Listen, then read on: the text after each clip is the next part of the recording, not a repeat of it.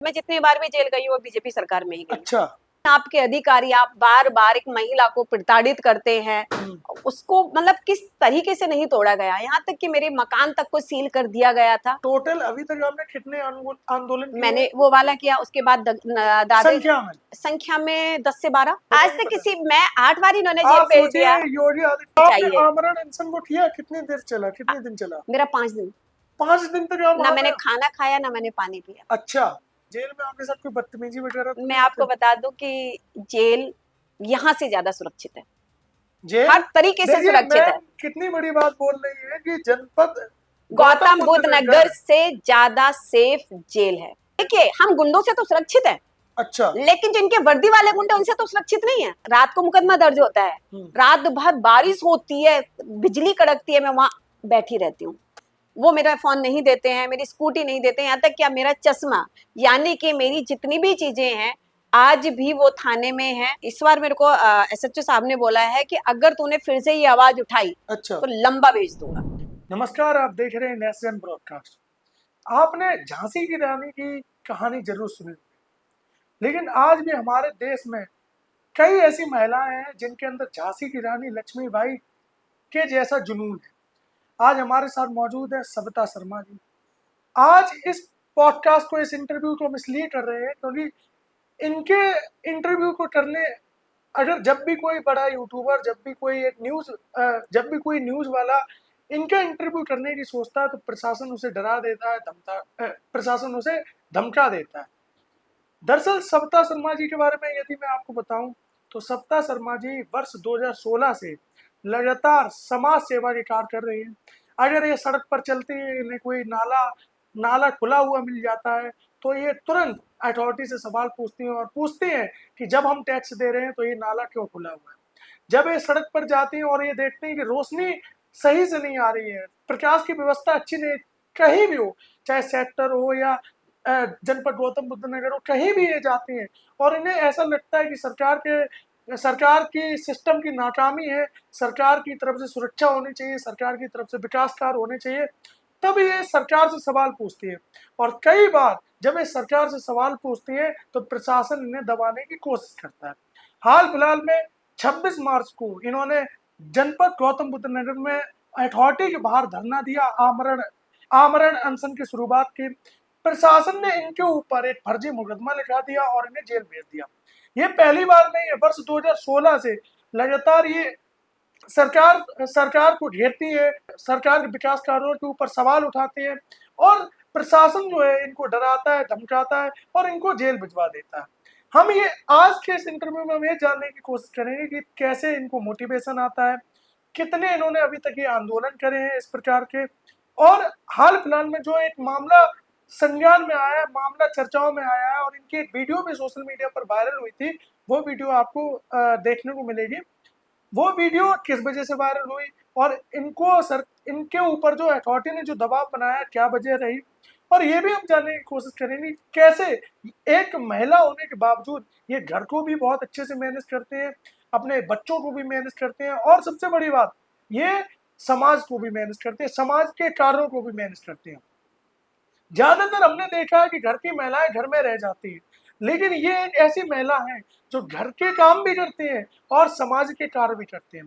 कहा जाता है कि पढ़ाई का उद्देश्य केवल पैसे कमाना नहीं होता है। हम लोग सोचते हैं कि अच्छा पढ़ लें, अच्छे से पढ़ाई कर लेंगे तो शायद हमें अच्छी नौकरी मिल जाएगी, अच्छी सैलरी की हमें पोजीशन मिल जाएगी, लेकिन ये वो महिला है इनका कहना ये है कि पढ़ाई का मतलब सिर्फ पैसे कमाना नहीं होता है, पढ़ाई का मतलब होता है समाज के लिए भी करना, अपने परिवार के लिए भी करना और अपने भारत देश के लिए भी करना। आज हम इन्हीं से बात करेंगे। मैम, आपका बहुत बहुत स्वागत है, आपने हमारे लिए समय निकाला। आपके शुरुआत, हम वीडियो की शुरुआत करेंगे। सबसे पहले हम ये जानने की कोशिश करेंगे आपने पहला आंदोलन कैसे शुरू किया, क्या आपकी मांगे थी और आपको क्या क्या समस्याओं का सामना करना पड़ा। जैसा कि आपने बताया था कि 2016 से आप इस प्रकार के आंदोलन करती रही हैं। नमस्कार साथियों, मेरा नाम सविता शर्मा है, मैं कासना से हूँ और मैं 2016 से ही नहीं, मैं पिछले 15-20 सालों से सामाजिक मुद्दे उठा रही हूँ। तो जब मैं 2016 में सफाई कर्मचारियों का आंदोलन हो रहा था, मैं उसमें गई, मैंने देखा कि भाई ये लोग बहुत परेशान हैं और इनको जो सैलरी मिलनी चाहिए वो इनको नहीं मिल रही है। मतलब एक कोई सफाई कर्मचारी आंदोलन कर रहे थे, आप वहां से निकली और आपने देखा कि ये बेचारे बैठे परेशान हुए हैं। हैं। अच्छा, मैं उनके पास गई, मैंने उनका सारा मुद्दा देखा और देखा तो मुझे बहुत ही दर्द हुआ कि भाई इनको तो जो चीजें मिलनी चाहिए, जो सरकार दे रही है वो नहीं मिल रही है। अच्छा। मैं उन लोगों के साथ बैठी, मैंने उनका वो आंदोलन 23 दिन तक चलाया, फिर आपने 23 दिन तक उनका साथ दिया उस साथ आंदोलन? दिया। अच्छा, हम लोगों ने डीएम कार्यालय तक पैदल मार्च करा, अथॉरिटी अच्छा। से लेकर के काली पट्टी बांध करके उस आंदोलन को आपने लीड किया मैंने फिर? पूरा उसको लीड करा। अच्छा, और उस आंदोलन में हमें सफलता मिली कि अच्छा, जो सफाई कर्मचारियों की जो सैलरी थी 6,750 वो 12,000 हुई, अच्छा। यानी कि 25 लाख रुपए लगभग सैलरी पर मंथ ये कर्मचारियों के अकाउंट में आने लगी कित, 2016 में। कितने सफाई कर्मचारी ये थे? 1000 के आसपास आप थे। सोचिए, एक ऐसी महिला जो अपने काम से काम रखती हो और उसने देखा कि कुछ सफाई कर्मचारी जो हैं उधर में धरना दे रहे हैं और उनकी आवाज कोई नहीं सुनना, और उनका जो आंदोलन है उनको एक लीडर की जरूरत है, तो मैम जो है उनके आंदोलन में बीच में जाती है और उनके आंदोलन को एक सही दिशा देती है और उनको उनका हक दिलवाती है। 23 दिन तक जो है आंदोलन चलता है।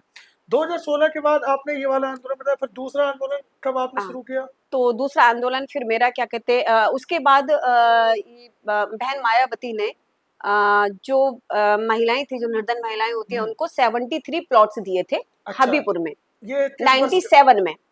तो जब मेरा ये वाला आंदोलन, जब लोगों को राहत मिलने लगी तो फिर लोग जुड़ने लगे। अच्छा, तो महिलाएं मेरे पास आई और मैंने उनको जो 97 में उनको प्लॉट मिले थे, लेकिन उनके नाम पर तो वो प्लॉट थे पर जमीन पे वो किसी और के नाम थे। अच्छा, उस पे मैंने क्या कहते हैं, यहाँ डीएम, पहले तो डीएम रहे थे दीपक अग्रवाल जी, और उसके बाद वो अथॉरिटी के सीओ साहब रहे। मैं वहां पर गई उन महिलाओं को लेकर के और उन महिलाओं को वो प्लॉट भी दिलवाए जो इतने सालों से नहीं मिले थे। वो 2017 में मैंने प्लॉट दिलवाए 73 महिलाओं को, और उसमें भी अभी लड़ाई अधूरी है क्योंकि जब 200 गज का प्लॉट है तो इन अथॉरिटी वालों ने क्या करा कि वही वाला कि फूट डालो, राजनीति करो कि अब तो तुम अमीर हो, गरीबी में प्लॉट मिले थे तो अब तुमको प्लॉट नहीं मिलेगा। अच्छा। तो इन लोगों मतलब आप जो उनको बरगलाना, हाँ, जो 97 1997 में मायावती ने जो महिलाओं को, निर्धन महिलाओं को प्लॉट दिए थे, वो उनको मिल गए थे, लेकिन जिस जिस जमीन पे उनको मिले थे वो उनके नाम नहीं ना, थी। हाँ, उनके थी जिसके ही बाद नहीं 73 यानी 73 महिलाओं के लिए आपने आवाज खड़ी करी, और और जब उनको आप प्लॉट गए दिलवाए। तो अथॉरिटी वालों ने ये बोला कि इनको प्लॉट अब इसलिए नहीं दिए जाएंगे क्योंकि जब दिए जा रहे थे तब वो तभी गरीब थे, गरीब अब थे, आज वो अमीर हो। अमीर है। अच्छा, तब मैं उसमें मैंने लड़ाई लड़ी, उसमें अभी उन्होंने 120 मीटर का तो उनको दे दिया है और 80 मीटर की लड़ाई मेरी अभी बाकी है। अच्छा, क्योंकि मुद्दे इतने सारे हैं, जिम्मेदारियां इतनी सारी हैं, सारे पेपर से सब कुछ रखा हुआ है। उस लड़ाई को दोबारा लड़ा जाएगा। जो 80 गज प्लॉट बचा, मीटर जो प्लॉट बचा है वो महिलाओं को मिलना चाहिए। वो किसकी जेब में गया? सरकार की जेब में तो नहीं गया, तो इन भ्रष्ट अधिकारियों की ही जेब में गया। तो वो 120 मीटर का मिल गया, क्योंकि फिर लोग ये सोचते हैं कि जो मिल गया वो ही ठीक है, इतने सालों से नहीं मिला, छोटे से प्रयास से। और मुझे तो ऐसा लगता है कि मेरा एक छोटा सा प्रयास है कि जो लोगों के चेहरे पे खुशी ला देता अच्छा, है। ये जो जैसे आप लोगों की मदद करते हैं, लोग आपसे मदद मांगने आते हैं कि आप खुद ही ऐसे टॉपिक ढूंढ लेते हैं कि नहीं इसके लिए हमें लड़ाई पहले करना तो है? क्या होता था कि मैं सुबह जैसे अपने घर का काम, बच्चों को स्कूल भेजा, घर का काम किया। अच्छा, कितने बच्चे हैं आपके? मेरे 2 बच्चे हैं, एक बेटी है, एक बेटा है। अच्छा, आप घर के काम भी करते हैं और समाज सेवा भी हाँ, करते हैं? मैं घर के सारे काम करती अच्छा, हूँ। हम्म, और इनको स्कूल भेजने के बाद फिर मैं जैसे थाने जाना है, अच्छा, डीएम ऑफिस जाना है, ये छोटे मोटे जितने भी काम है मैं अपनी स्कूटी उठाती हूँ और सुबह मैं 10 बजे से और 5 बजे तक का टारगेट रखती हूँ कि मेरे को ये 4-5 काम है करके आने हैं। किसी दिन 5 काम 2 बजे तक हो जाते थे, किसी दिन पूरे दिन में एक भी काम नहीं होता था, तो मैं कभी निराश नहीं हुई। फिर सुबह होती थी, फिर मैं अपने किसी भी काम के लिए निकलती थी और वो काम पूरे हो जाते थे। अच्छा मैम, जैसे आप ये जो समाज उसके सेवा बाद मैंने करते बहुत हैं, सारे आंदोलन जो आप करे। ये समाज सेवा करते हैं, तो कई बार ऐसा भी होता होगा कि प्रशासन आपको दबाने की कोशिश करता होगा, तो आपको डर नहीं लगता कि अरे मेरे ऊपर कहीं एफआईआर ना हो दबाने जाए? की कोशिश, हाँ, मेरे बच्चे जिस स्कूल में पढ़ते थे वो ग्रेटर नोएडा अथॉरिटी के एक बड़े अधिकारी का वो स्कूल था। अच्छा, उसमें मेरे बच्चों को प्रताड़ित किया गया, कैसे मैंने प्रताड़ित किया गया? उनके पीछे पीछे भागना या क्योंकि बेटी जो थी वो बहुत अच्छी डिबेट वगैरह में हर चीज में थी, और डांस में से उसको निकाल दिया, डिबेट में से उसको निकाल दिया, तो बच्चों को फिर तकलीफ तो होती थी। ये किस सन की बात है? ये अभी वही 18 के आसपास। 2018 में, मतलब हाँ ये बीजेपी सरकार थी जब उत्तर हाँ, प्रदेश में? सारा अच्छा पूरा पूरा बीजेपी सरकार में हुआ। मैं जितनी बार भी जेल गई हूँ वो बीजेपी सरकार में ही गई। अच्छा, केवल इस वजह से जेल गए क्योंकि आप सरकार की या नाकामी आप बताने का प्रयास करते हैं? अब देखिए, अगर मैं मुख्यमंत्री तक हर बात अपनी पहुंचाने की कोशिश कर रही हूँ और वो मेरी आवाज को नहीं सुन रहे हैं, बार बार मैं नीचे तबके की आवाज को, समाज की आवाज को, समाज के उत्थान को, जिस विकास की आप बात करते हैं उस विकास को मैं जमीन पर लाना चाहती हूँ, लेकिन आपके अधिकारी आप बार बार एक महिला को प्रताड़ित करते हैं। उसको मतलब किस तरीके से नहीं तोड़ा गया, यहाँ तक कि मेरे मकान तक को सील कर दिया गया था। मैं ये दो किस वजह महीने से सील किया गया था ये आपके मैं मकान आपको बता दूं कि मेरी जैसे कुछ किस्त टूट गई, को? अच्छा। मान लीजिए टूट गई बैंक की, लेकिन मैं आज 10 तारीख को पैसे जमा करके आई हूँ 90,000 रुपए। तो जाहिर सी बात है कि आज अगर मैंने आपको पैसा दिया तो आपके मेरे बीच में महीने 2 महीने का कोई तो समझौता हुआ होगा। जी जी। 5वें दिन आकर के 5 पुलिस वाले हम्म। और 5 बैंक बिना वाले, नोटिस के? बिना कोई नोटिस के, आज तक कोई नोटिस नहीं दिया है। अच्छा। और ऐसे ही दरवाजे में घुसते हैं कि आपको मकान खाली करना पड़ेगा। आप सोच करके देखिए कि जहां मैं अब बैठी हूँ, मैं पीछे मुड़ के मैंने नहीं देखा। मैंने मकान बच्चों ने जो जो सामान अपना बैग वैग लिया और बाहर निकल गए। पूरा मकान अच्छा। मेरा सील कर दिया गया। केवल एक इस बार वजह, भी इनको केवल शर्म नहीं आई। इस वजह से कि आप अधिकारियों से सवाल पूछते हैं कि इनको इनका हक क्यों हाँ, नहीं मिला? और इन्हें ये नहीं पता कि मैं कागज, ये जो ईंट पत्थरों के मकान में नहीं रहती, मैं तो जहां खड़ी होती मैं वहां घर बना देती हूँ। तो मुझे तो कोई फर्क पड़ा ही नहीं आज तक। ये आज भी मुझे प्रताड़ित करते हैं, झूठे मुकदमे दर्ज कराते हैं। मैंने इतने आंदोलन करे और मेरा हर आंदोलन सक्सेस रहा। आज तक ये मुझे फेल भी नहीं कर पाए किसी भी फील्ड में। टोटल अभी तक आपने कितने आंदोलन किए? मैंने वो वाला किया, उसके बाद दादरी संख्या में 10 से 12। 10 से 12 आपने बड़े बड़े हाँ, बड़े बड़े आंदोलन को हाँ, आपने लीड किया है और मैं आपको बता दूं, सभी को सफलता मिली सबको है? सफलता मिली है। मैं आपको एक और बता दूं, जब हमारी जो मेट्रो स्टेशन मेट्रो है, तो कौन ये सा पहले वाला? डीएमआरसी में आती थी। जब ये मेट्रो अच्छा। बन रही थी, माननीय मुख्यमंत्री जी ने जनवरी में इसका शायद 20-21 में उद्घाटन किया था। तो ये पहले जब बन रही थी तब ये डीएमआरसी में आती थी, दिल्ली पुलिस दिल्ली उसमें, और फिर इसका नाम एनएमआरसी हुआ। तो माननीय मुख्यमंत्री जी जब यहाँ पर आए तो तब उनकी सैलरी थी 12,000 उन कर्मचारियों की, और जैसे ही एनएमआरसी का हुआ तो वो मिनिमम वेज 6,750 अच्छा। वाला। आप सोचिए कि जहां पर आप पहले झाड़ू लगा रहे थे, सारे काम कर रहे थे, वहां 12,000 आपको सैलरी मिल रही है। सिर्फ नाम बदलने से ही आपकी 6,000 सैलरी हो जाती है। उसके भी मैंने आंदोलन किया और उसको सक्सेस किया। उनको 12,000 जो सैलरी थी वो उनको वापस दिलाई। कितने ऐसे मजदूर थे जिनकी सैलरी बढ़ी आपके आंदोलन से? मेरे हजारों लोगों की, हजारों से भी ज्यादा की। अच्छा। और मैं उनको बस कामयाब करके और छोड़ देती हूँ। अच्छा। कि मैं तुम्हारे पीछे खड़ी हूँ, तुम चलो। इन लोगों को ये पता होना चाहिए कि मैं पीछे खड़ी हूँ। अच्छा। अच्छा, ये जो आंदोलन जब आप करते हैं तो आपने बताया भी कि आप बैठक में बताया कि आपको 8 बार जो है जेल जाना पड़ा। कैसे कैसे आपके साथ बदसलूकी हुई? किस वजह से आपको जेल में भेजा गया? आप ये देखिए कि अगर हम ताजा ही लें, वैसे तो मेरा जी, 2016 में जब मैंने आंदोलन करा सक्सेस हो गया। 2017 में जनवरी में 28 जनवरी को ये मेरे को झूठ बोल करके थाने बुलाते हैं। और जैसे 2016-28 जनवरी? हाँ, 2016 में मैंने आंदोलन सक्सेस किया। हाँ। 2017 में 28 जनवरी को ये मुझे धोखे से बुलाते हैं हाँ। थाने में। सुधीर त्यागी उस वक्त एसएचओ होते हैं। अच्छा। और 3 बजे ये मुझे आनन फानन में किसी को बिना बताए उठा करके जेल भेज देते हैं। किस वजह से? आज तक वजह का नहीं पता चला। पता ही नहीं चला? आज तक किसी, मैं 8 बार इन्होंने जेल आप भेज दिया। योगी आदित्यनाथ जी कि आप बोलते हैं महिलाओं को सशक्तिकरण कैसा? करने की, लेकिन आप सोचिए एक महिला जो अपने 2 बच्चों को पाल रही है, अपना घर चला रही है और समाज के लोगों के लिए आवाज उठा रही है, और जब वो महिला आवाज उठा रही है और लोगों की मदद कर रही है तो उसको आपका प्रशासन जो है जेल में भेज दे रहा है। और किस वजह से जेल में भेज दे रहा है? जेल जाने वाले को भी आज तक नहीं पता है कि किस वजह से मेरे को जेल भेजा जाता है। अच्छा। उसके बाद मैंने दादरी नगर पालिका में, आज भी आप सोचेंगे कि इतना उनके साथ अत्याचार हो रहा है कि मैंने ये 20 में मैंने उनकी लड़ाई लड़ी। हम्म, तो लड़ाई क्या है कि आज भी उनको 10,000 सैलरी मिल रही है, दादरी नगर पालिका में 10,000 सैलरी मिल रही है। 30 दिन उनको आज भी काम करना पड़ रहा है। मैंने उसमें आंदोलन करा, मैं ये उसमें किस डीएम सन की कार्यालय बात है? पे भूख हड़ताल पर भी, ये 20 के आसपास की बात है। 2020 में। हाँ, अच्छा। मैं उसमें भूख हड़ताल पर भी रही। हम्म, उसके बाद श्रम आयोग आता है, सेक्टर 6 में जो इनका ऑफिस है, हमारी मीटिंग होती है और मीटिंग में ये पाया जाता है कि इनके साथ गलत हो रहा है। ठीक है।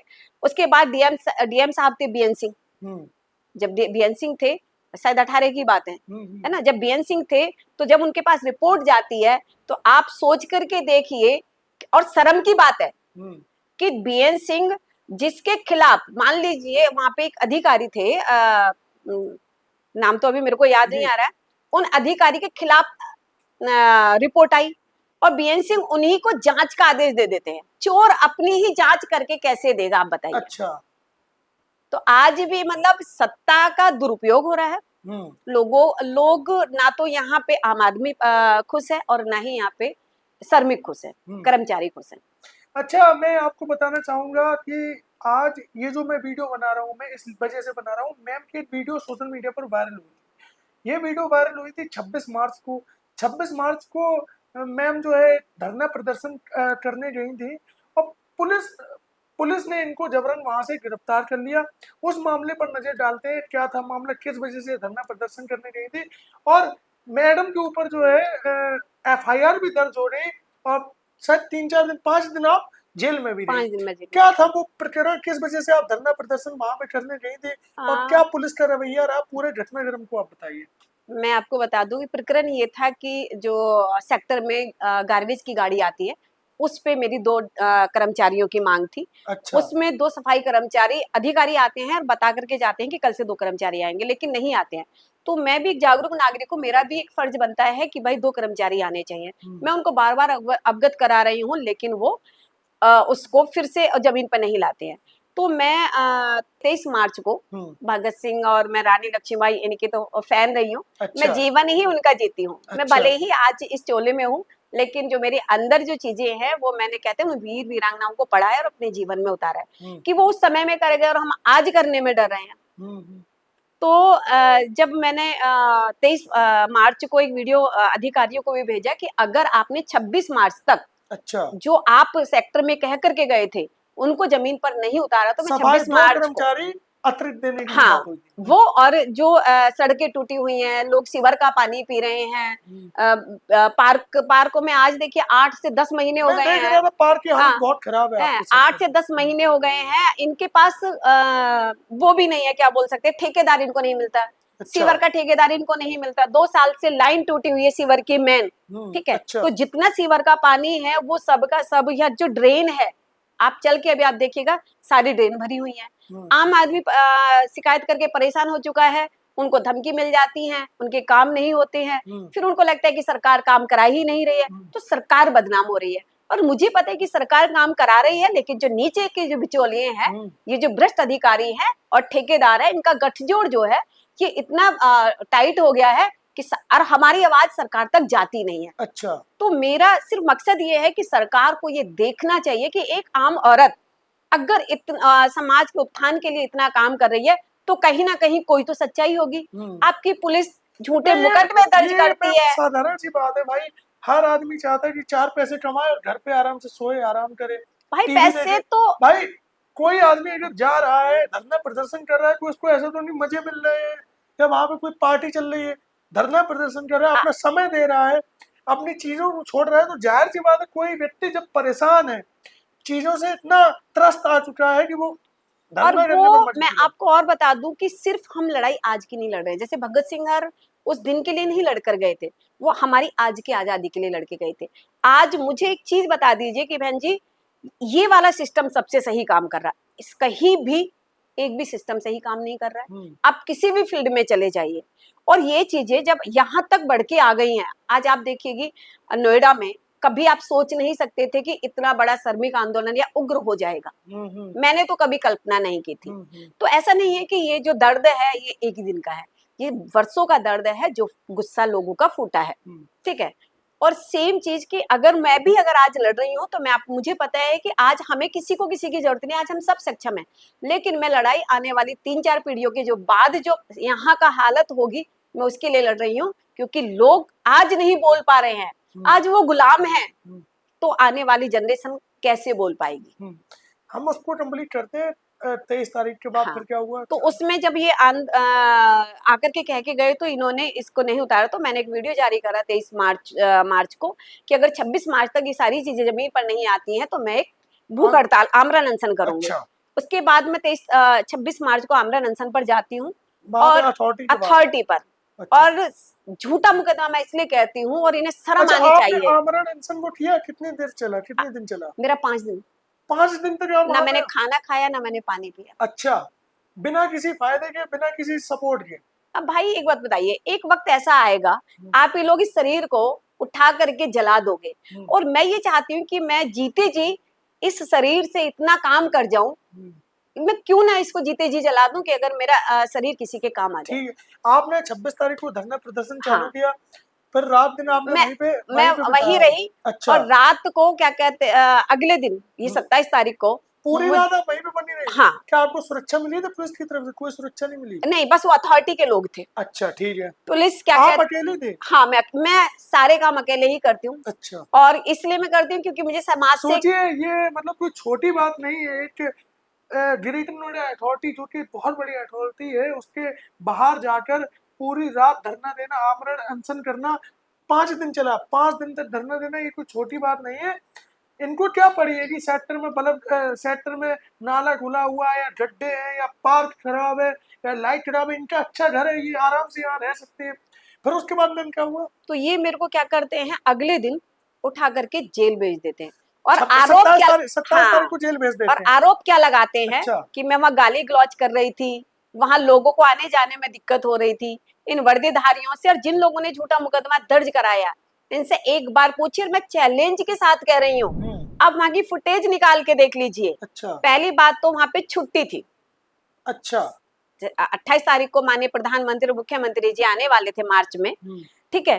पहली बात तो वहां छुट्टी थी, वहां पे चिड़िया का बच्चा नहीं था। आप अगर मेरी खुद की वीडियो भी वहां करके देखेंगे तो वहां पर सिर्फ पुलिस नजर आ रही थी, पीएससी की गाड़ी नजर आ रही थी। अच्छा। आप मुकदमा भी लिख रहे हो तो उसमें कोई तो तथ्य हो। मैंने आपकी एफआईआर पढ़ी, उसमें लिखा कि आप सरकारी काम में जो बाधा पहुंचा रहे हैं। आप पूछिए कि मेट्रो के नीचे सरकारी काम होते हैं? रात के 10:03 पे आप एफआईआर दर्ज कराते हैं। और आपकी मांग बस ये है कि हमारे सेक्टर में जो है 2 अतिरिक्त मतलब 2 और सफाई कर्मी भेजिए। 2 सफाई कर्मचारी होने चाहिए, नाली बननी चाहिए, रोड बनने चाहिए। पार्क के जो 30 साल पुराने पार्क हैं जिनमें तुम कंकर वंकर पे वो घास लगा देते हैं, उसको नवीनीकरण करो। अच्छा। जो पहले हमारे झूले लगे थे, तुम्हारे ठेकेदार उनको बेच करके खा गए। मैंने कई सारी बच्चों की वीडियो भी आपने देखे होंगे कि अब वो बच्चे ये कहते कहते बड़े हो गए हैं कि आंटी झूले लगवा दो। आप बच्चे बड़े हो गए लेकिन झूले आज तक नहीं लगे हैं।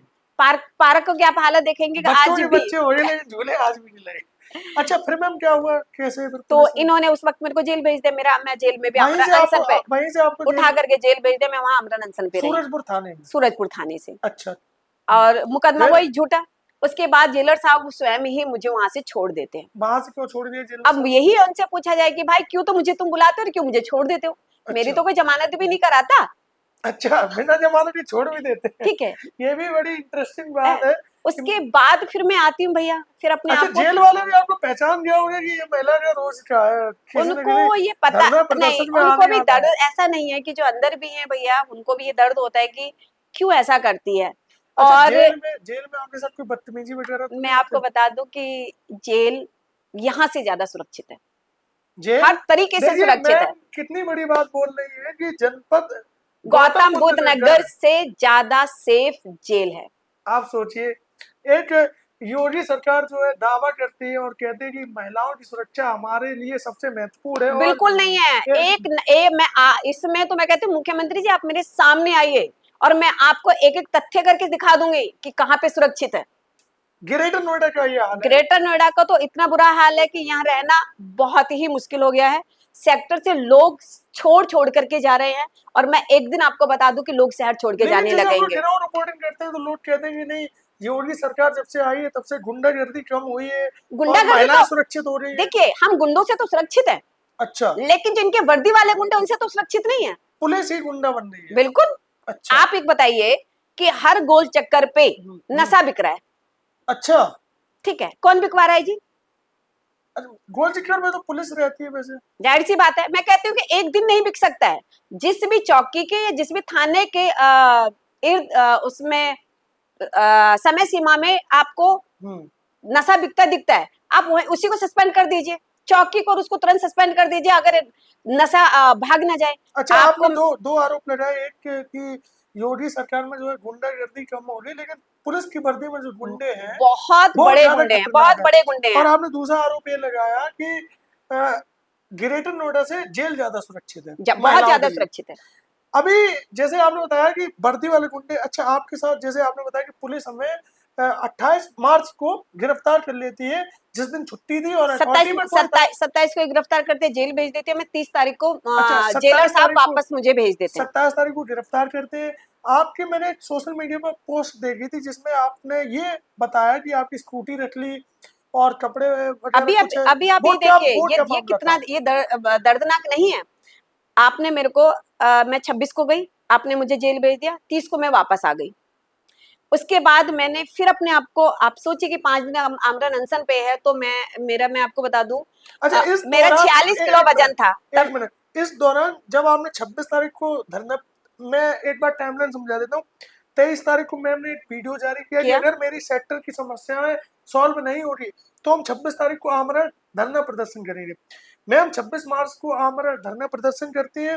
अगले दिन, जिस दिन योगी या मुख्यमंत्री, जिस दिन मोदी या योगी का दौरा होना था ग्रेटर नोएडा में, हाँ, ये पहले एक दिन पहले यानी 27 तारीख को आपके ऊपर एफआईआर हो जाती है कि आप सरकारी काम में बाधा डाल रहे हैं, बाधा और डाल जबकि रहे छुट्टी है। हैं, जबकि उस दिन छुट्टी है। फिर आपको पुलिस जेल भेज देती है। जेल में भी आपको वो ऐसे ही छोड़ देते हैं। हाँ, ऐसे ही छोड़ देते हैं, कोई उसके लिए अलग से प्रोसीजर नहीं है। उसके बावजूद जो है इस पूरे प्रकरण में आप आमरण अनशन नहीं छोड़ती हैं। नहीं छोड़ते हैं। हम 26 मार्च को आमरण अनशन पर जाते हैं, 30 मार्च तक आमरण अनशन पे रहते हैं, वापस आते हैं। आने के बाद अपने आप को दवाई गोली लेकर के थोड़ा सा सही करते हैं, फिर 6 तारीख से फिर आमरण अनशन पर जाते हैं ग्रेटर नोएडा अथॉरिटी पे। अच्छा, 26 को जाते हैं, 26 में रहते हैं वहां पे, 27 में रहते हैं, 8 में 6 को जाते हैं, 6 अप्रैल को, तो 6 को रहते हैं, 7 को रहते हैं, 7 की रात को 10:03 पे ये मेरे खिलाफ मुकदमा दर्ज कराते हैं, पहले झूठा। भी जेल गए, फिर हाँ, 7 अप्रैल को दोबारा मुकदमा हो गया। दोबारा 7 अप्रैल को रात को 10:03 पे ये मुझ पे फिर से झूठा मुकदमा दर्ज कराते हैं। सरकारी काम में बाधा पहुंचा। आप ही सोचिए कि रात को 10:30 बजे 10:03 पे कौन सा सरकारी काम हो रहा था।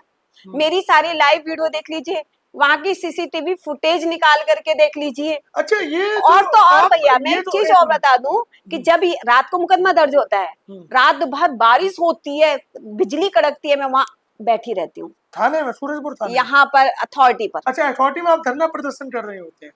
अगले दिन मैं, क्योंकि रात भर नहीं सोती हूँ, दूसरा बिस्तर मंगाती हूँ ऑटो से, और बिस्तर में बिछा करके बस मैं सोती हूँ अकेले, पूरी रात बारिश में वहीं रहती हूँ। बिजली आसमान से तड़क रही है और वहां आप धरना प्रदर्शन कर रहे हैं। हाँ, 26 तारीख को भी किया, फिर 7 अप्रैल को भी किया। हाँ, और जब 8 अप्रैल को ये मुझे सुबह सुबह सोती हुई को उठाते हैं, भाई बाहर से, मतलब सो रही हूँ मैं, तो आवाज देकर उठाते हैं, सविता उठो। और जब मैं आंख खोल करके देखती हूँ तो 10 से 15 पुलिस वाले चारों तरफ मुझे घेर के बैठे होते हैं। लेडीज पुलिस या जेंट्स थी? दोनों थे। अच्छा, ठीक है। और फिर मेरा वो सारा सामान उठाते हैं और सब गाड़ी में भरते हैं, सुबह 8 साढ़े 8 बजे के आसपास उठा करके ये सीधा मुझे जेल भेज देते हैं। अच्छा, इस बीच आपका मोबाइल वगैरह का क्या हो चुका?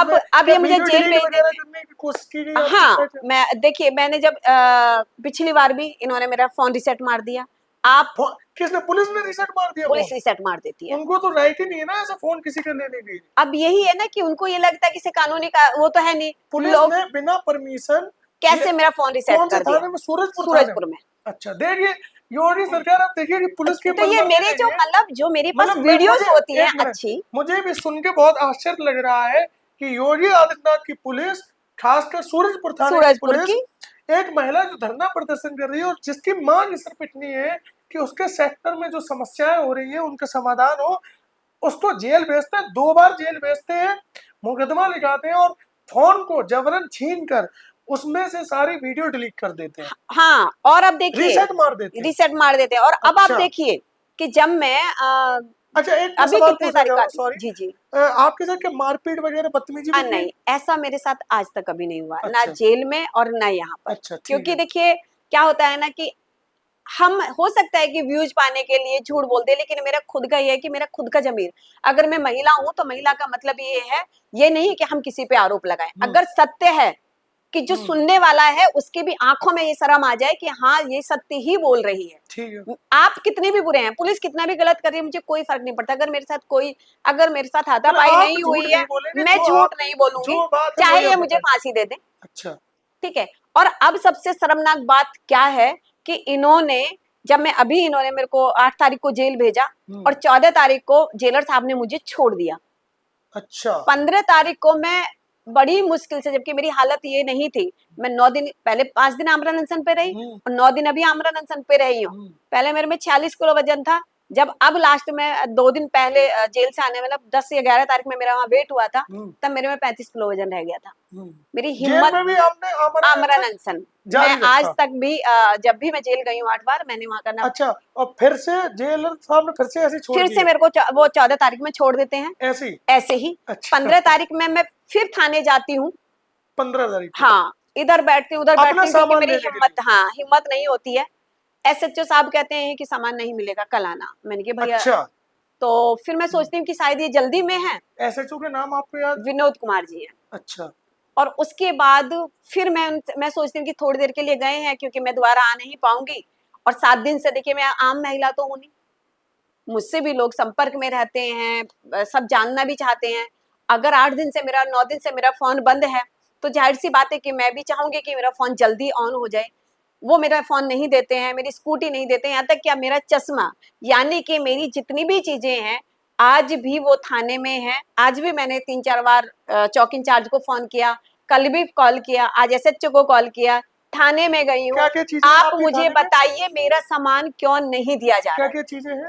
आप देखेंगे कि छोटी सी चीज से लेकर के, अगर मुझे कम दिखाई दे रहा है, जाहिर सी चश्मा बात है हो कि गया चश्मा आपका, हो गया, और फोन हो गया, फोन हो गया, जो चार्जर हो गए, चार्जर हो गया, ठीक है, 2 बिस्तर हो गए, क्योंकि गीला हो गया था तो मैंने दूसरा 2 मंगाया बिस्तर था। जो आप धरना प्रदर्शन हाँ, कर रहे थे उस समय का था, ठीक है। 2 बिस्तर हैं, स्कूटी है, स्कूटी है, ठीक अच्छा। है, और पावर बैंक है 2, मतलब पावर बैंक। इतनी चीजें ये हैं, चीजें अभी तक पुलिस आपको नहीं दे रही है? नहीं दे रही है। कितनी बार आप जा चुके हैं वहाँ पे? मैं एक गई गई तो एक ही बार हूँ, लेकिन मैं लेकिन इनके फोन से संपर्क आपका में नहीं? हाँ, तो वो नहीं क्या दे रहे बोल हैं। देते हैं वो?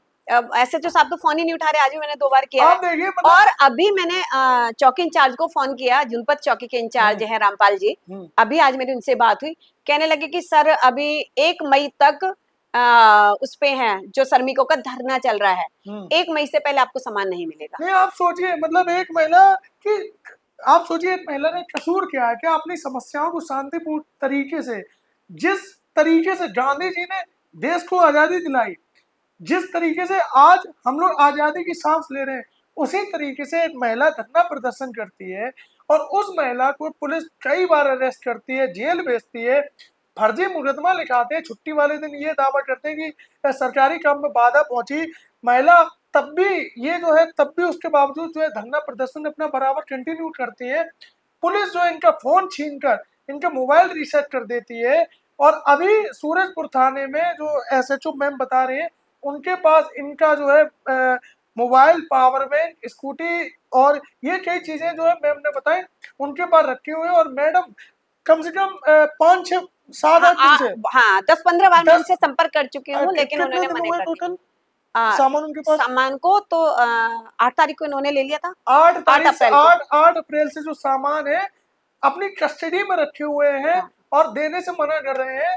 आप सोचिए, मतलब मुझे 10 क्षेत्र पे कॉल करना आप पड़ा। सोचिए कि आज योगी आदित्यनाथ जो है पुलिस विभाग हो, ट्रैफिक पुलिस हो या फिर कोई भी उसमें उनका ये रहता है कि महिलाओं को सशक्तिकरण करेंगे। भाई हाल काय का फिलहाल आप देखिए कि संसद से लेकर रोड हाँ, तक आज धरना प्रदर्शन हो रहे हैं महिलाओं के पक्ष में। मैं महिला हूँ, मैं समाज के उत्थान के लिए अपने जीवन मैंने पूरा समर्पित कर दिया है अभी कि हाल मेरे फिलहाल लिए में घर बाद में है, मेरे लिए देश पहले है। आज अभी हाल फिलहाल में संसद में इतना बड़ा महिलाओं को लेकर जो एक मुद्दा उठाया गया और कहा गया कि महिलाओं को आरक्षण मिलना चाहिए, संसद की जो सीटें हैं वो बढ़नी चाहिए, और ये दिखाया गया कि महिलाओं के लिए बीजेपी कितना सोच रही है।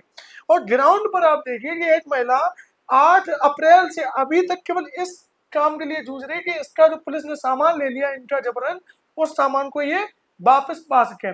और सिर्फ इतनी सी बात कि ये अपनी बात को आमरण अनशन के तौर पर मेट्रो पिलर के नीचे लेट कर अथॉरिटी से दूर, अथॉरिटी से दूर उनके कोई दरवाजे पर नहीं, उनके ऊपर फर्जी एफआईआर लिखाते हैं। और अब पुलिस जो है अपनी मनमर्जी करती हुई नजर आ रही है। इस बार मेरे को एसएचओ साहब ने बोला है कि अगर तूने फिर से ये आवाज उठाई अच्छा, तो लंबा भेज दूंगा। मतलब धमकी भी दे रहे हैं कि बिल्कुल धमकी आवाज दी है और मैं इस धमकी को लेती हूँ। अच्छा। और मैं उसी धमकी को लेकर के कल अच्छा। 11 बजे फिर आमरण अनशन पे जा रही हूँ। कल 11 बजे फिर आप जा रहे हैं। देखिए आप कितना, मतलब आपके अंदर जुनून है। आपने ये भी बताया था मुझे, जब मैंने आपसे बात की थी फोन से, आपने ये बताया था कि कुछ लोग आपकी वीडियो बनाने आए, हाँ, लेकिन उनको डरा धमका के वापस भगा भेज दिया जाता है। मतलब जब मैं वहां धरने पर होती हूँ, अकेली महिला होती हूँ, हम्म, जो लोग मुझे सपोर्ट करना चाहते हैं, आसपास के यूट्यूबर थे, वो बेचारे सुबह से वेट करते रहे और उनको मेरे नजदीक नहीं आने दिया गया। जैसे ही फिर उन्होंने आकर मेरे से दीदी नमस्ते करी और जब मेरी नहीं, नजर पड़ वो जाती है, आपके पास क्यों नहीं आने दे रहे थे? आप, क्योंकि ये आंदोलन बड़ा ना हो जाए। ऐसा नहीं है कि लोग साथ नहीं देना चाहते, पूरा शहर साथ देना चाहता है। अच्छा, लेकिन कहीं ना कहीं जब जब उनको ये पता है कि इतनी मजबूत महिला को तोड़ रहे हैं, झूठे मुकदमे लगा करके नहीं, मैं जेल ये भेज जानना रहे चाह हैं। रहा हूँ, ये कौन सा राइट है पुलिस को कि अगर कोई व्यक्ति अनशन कर रहा है और मीडिया उससे मिलने आ रही है तो पुलिस उसको मिलने नहीं देगी? ये तो इन्हीं से पूछ, ये गुंडागर्दी, तभी मैं बोल रही हूँ। देखिए कल मुझे आप भी अच्छा नहीं कल आप लगता। 11 बजे आप अनशन कीजिए, हमारी टीम आपकी रिपोर्टिंग करने आएगी, और जिसकी भी वो हो कैपेसिटी हो वो रोक के दिखा ले, हम आपकी बात को दिखाएंगे भी और अधिकारियों को भेजेंगे भी और सभी न्यूज़पेपर में भी दिखाएंगे। हमारी मीडिया किसी से नहीं डरती। अगर आप सत्य हैं, आप सही है, तो हम आपके साथ पूरा कवरेज आपको देंगे, पूरी आपको प्रोटेक्शन देंगे। और जो इस प्रकार के कि आपको मीडिया से नहीं मिलने दे रहे, आप सोचिए एक व्यक्ति धरना प्रदर्शन कर रहा है, आमरण अनशन कर रहा है, तो उसको मीडिया से नहीं मिलने दे रहे हैं। जो सरकार ने अधिकारियों को काम दिया है कि जनता के बीच में आप जा करके करिए, उस काम को आप नहीं कर रहे हैं। और जनता का अगर कोई आदमी आपको कह रहे हैं कि उस काम को जमीन पर लेकर आ जाइए, उसमें आप झूठे मुकदमे लगा करके उसको बार बार जेल भेज रहे हैं। ठीक है, मैंने जितने भी आंदोलन करे आज तक, मैंने हर आंदोलन को सक्सेस पाया, क्योंकि मैं जब आंदोलन पे जाती हूँ तो मैं अपने बच्चों को ये कह करके जाती हूँ कि वापस आ गई तो तुम्हारी माँ, अगर नहीं आई तो सोच लेना कि समाज के लिए समर्पित थी। बहुत बड़ी बात कह दी आपने। और मैं ये जानना चाह रहा हूँ कि जैसे आप जो आंदोलन करते हैं, जो धरना प्रदर्शन करते हैं, कई आपको ऐसी भी बातें सुनने में आई होंगी, लोग आपके ऊपर चरित्र के ऊपर सवाल उठाते होंगे, लोग ये बोलते होंगे कि अरे ये तो फालतू है, ये है, तो उस चीज से आप कैसे डील करती हैं? मैं इतनी छोटी चीजों के लिए पैदा नहीं हुई हूँ। अच्छा, क्योंकि देखिए अगर रोकने की बात होती है तो आप कहीं भी किसी भी फील्ड में चले जाइए, लेकिन आपका अगर विचार, क्योंकि मैं शरीर से नहीं विचार से जिंदा हूँ, और उस विचार से जिंदा हूँ जो मैंने भगत सिंह, रानी लक्ष्मीबाई, मंगल पांडे, अगर आप मेरे सामने अगर किसी भी क्रांतिकारी का अगर नाम लेके भी चले जाएंगे ना, तो मैं क्या करूंगी कि अगर मैं दूसरा काम कर, अगर मैं खाना बना रही हूँ या बर्तन साफ कर रही हूँ, तो मैं अपना फोन उस वीडियो को, उस जो क्रांतिकारी वीर रहे हैं उनकी वीडियो को सुनती भी रहूंगी मैं एक समय में, क्योंकि देखिए मेरे पास भी वही 24 घंटे हैं, उसमें मुझे अपना घर हर चीज मैनेज करने के साथ साथ मुझे समाज के मैंने लिए भी आपका घर सोचना है। देखा, आपका घर जो है मतलब एक बिल्कुल सिस्टमेटिक, सारी चीज साफ सफाई, और आपने बहुत अच्छे से डेकोरेट भी कर रखा है। ऐसा नहीं है कि आप समाज सेवा कर रहे हैं लेकिन अपने घर को नहीं देख रहे हैं, नहीं ऐसा नहीं, नहीं है। मैं ये चाहती हूँ कि मेरे घर से लेकर ये पूरा देश साफ सुथरा, सुरक्षित, भय मुक्त हो, कि हम सब भाईचारा है। मतलब हमें हमें एक दूसरे में ये नहीं फैलाना चाहिए कि कौन छोटा है कौन बड़ा है। क्योंकि जब मेरा ये 2016 वाला आंदोलन हुआ था तो सफाई कर्मचारी, और कहने को मैं पंडित हूँ, और तो ये रहा कि भाई खाना होटल से मंगाते हैं, तो मैंने कहा भाई क्यों, जहां से आपका खाना आ रहा है अगर मैं भी वही खाना खा लूंगी तो देखते मेरे भी क्या मुझे कीड़े पड़ जाएंगे। जी। तो जो उन्हीं सफाई कर्मचारियों का खाना मैंने उनके साथ बैठ करके खाया, आज भी वो पिक्चर्स मेरे उस पे हैं सोशल मीडिया पे। तो मेरा बस मकसद ये है कि आप मन के सच्चे रहो, तन तो अपने आप ही सच्चा हो जाएगा। अच्छा मैम, मैं आपसे ये भी जानना चाह रहा हूँ, जो 23 अप्रैल से आप यानी कल से जो आप धरना प्रदर्शन देंगी 11 बजे से, जी उसके क्या मुद्दे होंगे और किस वजह से आप धरना हाँ, प्रदर्शन ये बहुत करेंगे? अच्छी बात आपने पूछी, क्योंकि देखिए आप जितना अगले को कष्ट देने की कोशिश करते हैं, जब मैंने पहली बार इनको बोला कि आप ये मांगे हैं हमारी, इनको अभी पूरा भी कर आपके दीजिए, यही मुद्दे हैं जो नहीं आपने अभी भी बताए? आप उनको पूरा कर दीजिए, तो इन्होंने नहीं करे। अब उसमें एक कर्मचारी है राकेश पाल जी, अच्छा। उसने मुझ पे झूठा मुकदमा दर्ज कराया अगस्त में, जिसमें मुझे जेल जाना पड़ा और मेरी बच्ची मुझे मेरे कपड़े देने गई थी, उसको भी उठा करके खींच करके जबरदस्ती कासना थाना पुलिस ने जेल में डाल दिया। अच्छा, तो जिस बच्चे का कॉलेज भी स्टार्ट नहीं हुआ है, क्या एज है बच्चे के? है 20 से ऊपर है। अच्छा, ठीक है, कॉलेज स्टार्ट भी नहीं हुआ था।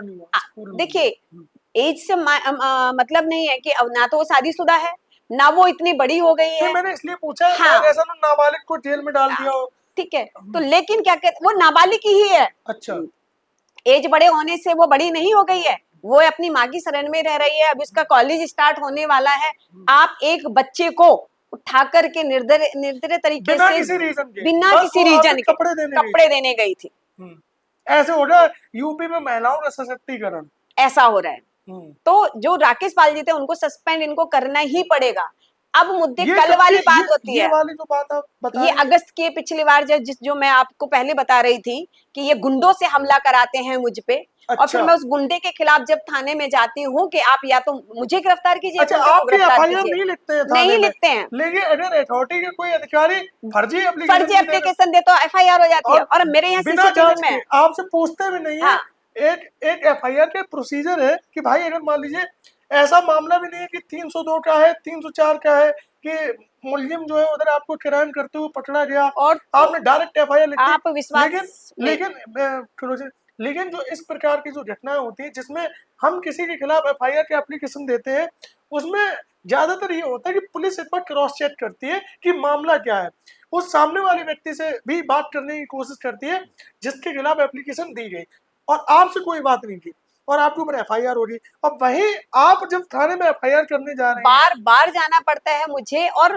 तब पूरे सबूत देने के बाद कि इस आदमी ने ये साथ मेरे साथ किया है, इसने मुझ पे इतने बड़े बड़े वीडियो के माध्यम से आरोप लगाए हैं, और जब ये मुझ पे 2 गाड़ी लेकर के हमला करने आया तो वो वीडियो, ये अगस्त में जब वो अधिकारी ये बोल के गए थे कि गार्बेज की गाड़ी पे 2026 के 2025 की। अच्छा, ठीक है, तो उसके बाद वो गुंडा मेरे पे हमला करता है, तब एफआईआर दर्ज नहीं होती है, और सीसीटीवी कैमरे की रिकॉर्डिंग और एफआईआर दर्ज नहीं हुई, आज तक नहीं हुई है उसके खिलाफ। अच्छा, और मुझे तब जब मैं थाने जाती हूँ तो वो मुझे उठा करके जेल भेज देते हैं।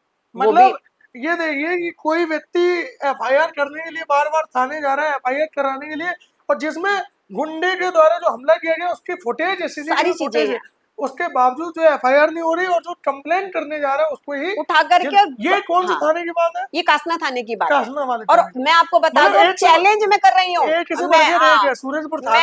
वर्दी को चैलेंज कर रही हूँ कि अगर तुम में दम है तो सामने आइए, और वहां भी मेरा आज तक एक फोन जमा है जिसको रीसेट मार दिया गया कासना थाने में अगस्त से लेकर के। कौन थे इंचार्ज के? वहां भी आज भी वहां विनोद कुमार जी हैं, सूरजपुर में भी विनोद कुमार जी हैं। अच्छा। और यहाँ भी विनोद कुमार जी हैं, दोनों ही एसएचओ के नाम विनोद है। और हाँ, और वो थाने में आपने इसकी शिकायत उच्च अधिकारियों किससे करें? मैं डीसीपी साहब से करने गई थी, इरशाद मोहम्मद कुछ करके जो भी थे, ठीक है, क्योंकि मैं समाज के मुद्दे उठाती रहती हूँ, जैसे कि मान लो कासना में बारात घर पे पुलिस ने कब्जा कर रखा है। अच्छा। भाई समाज के लिए बना है, गांव में गरीब लोग भी रहते हैं, छोटे मोटे लोग अपने फंक्शन कर ले, उसके एप्लीकेशन देने जाती हूँ तो इनको दर्द होता है, ठीक है। मंदिर पे गुंडों ने कब्जा कर रखा है, उनको ये लगता है कि हमारा ये काम बढ़ा रही है ये बार बार आके, तो उन्होंने मेरी शिकायत नहीं सुनी। पहले जैसे मैंने एप्लीकेशन दी, उन्होंने एसएचओ से बात करी, एसएचओ ने उनके कान में कौन सा गुड़ घोला है ये तो वो दोनों ही जाने, मेरी एफआईआर दर्ज नहीं होती है। और ना ही उन्होंने मेरी बात सुनी। अच्छा, तो अब तो ये है कि सुनाए किसको, सीधे मुख्यमंत्री को सुनाते हैं, उनको भी नहीं सुनाई देता।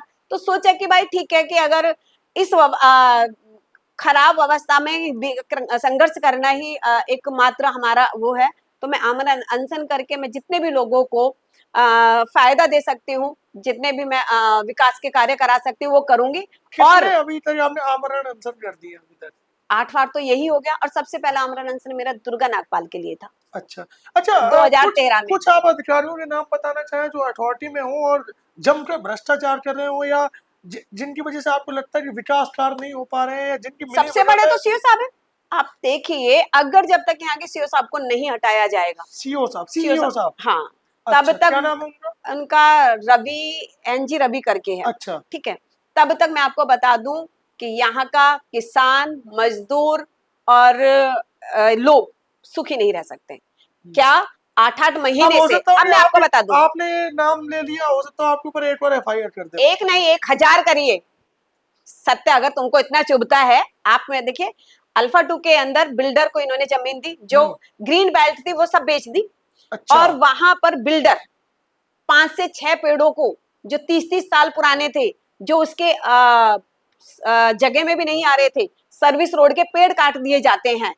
सीओ साहब को, हम सीओ साहब को इनको हम क्या कहते हैं, शिकायत करते हैं, उस पर कभी आज तक कार्रवाई नहीं हुई है। वहीं प्रधानमंत्री कहते हैं कि माँ के नाम एक पेड़, बाप को तो काट रहे हैं। उनके खिलाफ कितनी कार्रवाई हुई है आपकी? आप बताइए, अगर 8 महीने से हॉर्टिकल्चर में वो नहीं है, क्या बोलते हैं उसको, ठेकेदार नहीं है, तो क्या उनको पता नहीं है ये किसकी नाकामी है? क्या छोटे अधिकारी की नाकामी है? सरकार कितनी भी अच्छी चल रही हो, अगर 5 साल में चुनाव तो 5 साल में चुनाव, तुम्हें भी तो इसी तरीके से व्यवस्था को सही करने के लिए बैठाया है ना। लेकिन आपने बताया था कि यहाँ का जो सेक्टर है अल्फा 2, यहाँ का अध्यक्ष चुना ही नहीं जाता है, वो चुना ही नहीं जाता है। चुनाव बार बार लोग शिकायत करके डीएम साहब से, एसडीएम साहब से, मेरठ में बेचारे थक के बैठ चुके हैं। गुंडागर्दी चरम पर है। यहाँ पे मैं आपको बता दूं, ये हम लोग ये इंटरव्यू ग्रेटर नोएडा में कर रहे हैं, और ग्रेटर नोएडा में कहा है कि जो सेक्टर होते हैं उनके RWA के चुनाव होते हैं, हर 2 साल में यहाँ पर चुनाव होते हैं। लेकिन यहाँ पर जो सेक्टर अल्फा 2 है, मैम ने बताया, 6 साल से चुनाव नहीं हुआ, जानकारी नहीं है मुझे। यहाँ पर जो चुनाव न्यूज़पेपर में छपा है, यहाँ पर जो चुनाव है वो चुनाव नहीं हो रहे हैं, और एक ही अध्यक्ष जो लगातार है 6 साल से बना हुआ है। आप सोचिए क्या क्या इसका 6 साल से चुनाव नहीं हुआ। जो पहले अध्यक्ष थे उन्होंने मकान बेच दिया, वो अपनी अध्यक्षता आपको दे गए। अच्छा, मतलब वो पुश्तैनी नहीं चल रहा है, जैसे राजा महाराजा उसके बाद आप तो एक अध्यक्ष आप हो गए, फिर एक तीसरा बंदा आता है, वो कहता है कि मैं अध्यक्ष हूँ। मतलब कोई चुनाव नहीं होता है। और आप अब जब घर अब यहाँ से निकल के जाएंगे ना अल्फा 2 से, तो आप गेट पर देखेंगे अध्यक्ष 1, अध्यक्ष 2। अच्छा, ऐसा मतलब वो जैसे राजा महाराजा होता है ना। हाँ, या मतलब कह सकते हैं कि किसी को नहीं दिख रहा है। लोग आम हर आदमी अब इतना, आप इसके खिलाफ आवाज उठा रहे हैं? बिल्कुल उठाऊंगी, आखिरी दम तक उठाऊंगी, है ना। और दूसरी चीज, जैसे मैंने वो वाला किया, गौतम बुद्ध यूनिवर्सिटी में मैंने आंदोलन किया। अच्छा, उसमें भी किया? उसमें भी क्या कहते हैं, हम लोगों को सफलता मिली, लेकिन उसमें अभी भी सैलरी कम है। आज मेरी उनसे बात हुई। ज्यादातर आपको मुद्दे रहते हैं मजदूरों के लिए, बिल्कुल, मुद्दे रहते हैं जैसे सफाई को लेकर के। मेरे मुद्दे वो रहते हैं जहाँ किसी की नजर नहीं जाती, जिन्हें लोग गरीब को, हाँ, कोई गले नहीं लगाना चाहता, वो आगे वाले को ही देखना चाहता है। मुझे आगे वाले नहीं दिखते, मुझे वो पीछे वाला ही दिखता है। अच्छा, मैम एक सवाल हो रहा है ना, चूंकि जैसे कई लोग ये सोचते हैं कि जब आप सरकार के ऊपर सवाल उठा रहे हैं तो या आप विरोधी पार्टी से संबंध आपके हो सकते हैं। कुछ लोगों का ऐसा लगता है कि सरकार के ऊपर सवाल उठाना, हम लोग भी जब कोई वीडियो ऐसी बनाते हैं जिसमें सरकार की नाकामी होती है, तो लोग हम लोगों को कमेंट में लिखते हैं कि तुम मोदी समर्थक हो, या कोई बोलता है हमसे तुम अखिलेश यादव के सपोर्टर हो। क्या आप किसी पार्टी के सपोर्टर हैं या मैं देश की सपोर्टर हूँ? मुझे देश चाहिए। अच्छा, मैं देश की सपोर्टर हूँ। देश की सपोर्टर। तो आने वाला, अच्छा, आप सभी दर्शकों को मैं बताना चाहूंगा कि मैम जो है सिंगल है, जो सर है वो काफी टाइम पहले शायद नहीं है, मतलब नहीं हाँ, है 12 साल हो गए। और उसके बावजूद जो है इनके अंदर मोटिवेशन, इसलिए मैंने इंट्रो में बोला कि हम लोगों ने झांसी की रानी लक्ष्मीबाई की कहानियां सुनी है, लेकिन हमारे बीच में भी कई लोग ऐसे हैं जो जिनके अंदर आज वही जोश और वही जुनून उनकी नसों में है। मैम, अब क्या विचार है आपका, आने वाले समय में अपने आप को कैसे देखती हैं आप? सच तो ये है भैया कि मैं जी क्या रही हूँ, लोग कुछ बनने आए हैं और मुझे कुदरत ने बना करके भेजा है। अच्छा, मैं आपसे जनरल ये पूछना चाह रहा हूँ, जैसे लोग बात सोचते हैं रात में सोने से पहले कि यार ऐसा करते हैं, कल ये नाश्ता बना दें, ये खाना बना। आप ये सोचते हैं कि कल हमें कहाँ धरना देना है? नहीं, हम जब रात में पहली बात तो सोते ही नहीं है, 3 से 4 बज जाते हैं, कभी कभी सुबह के 7 भी बज जाते हैं। कल आपसे मैंने आपको फोन किया, गलती से लगा आपने, लेकिन प्रॉपर हमसे बात की, प्रॉपर हाँ, आपने समय दिया। और मेरा जब मैं